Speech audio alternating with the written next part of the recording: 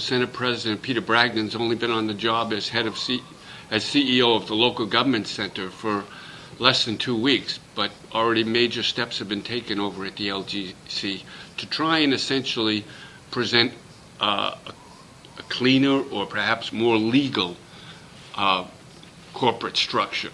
The LGC Board of Directors last week approved a number of moves that essentially have two purposes.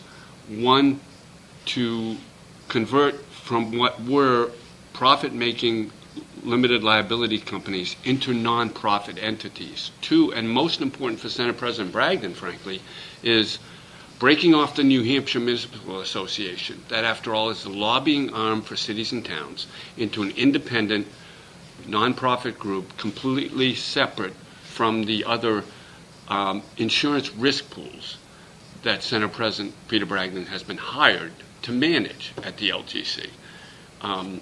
Obviously, he needed to create that separation, so all the issues that the NHMA was interested in, hundreds of bills every year that potentially affect cities and towns, aren't going to be under his control, even once he becomes a rank-and-file senator. He has said he will resign as Senate President, and the Senate will pick a successor on September 3rd. But that reorganization was critical for him to maintain as few conflicts as possible as he takes over the LGC position. One thing is sure, however, this reorganization by the LGC isn't going over well in some quarters. David Lang, a maverick opponent and former LGC board member, has essentially argued that it's like changing the title of the ship on the Titanic, that it really doesn't change things. What's critical to watch for is what the State Bureau of Securities regulation has to say about the corporate structure. At the end of last week, they had really not even received the documents that lay out all these transactions, these so-called asset purchase agreements. But there sure are signs that state regulators aren't going to like everything the LGC has done and aren't going to endorse all these machinations that have occurred.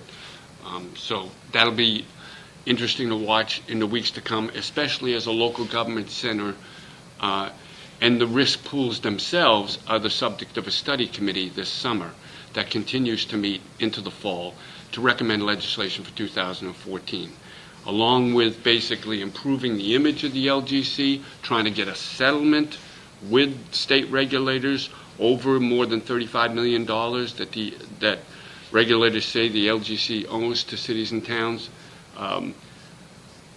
CEO Peter Bragdon's third job priority is to try and craft legislation going forward to ratify these kind of organizations and also set what they consider to be the proper regulation of insurance risk pool going forward. A lot of complex issues, a lot of moving parts, and you can bet all kinds of politics right in the middle of it.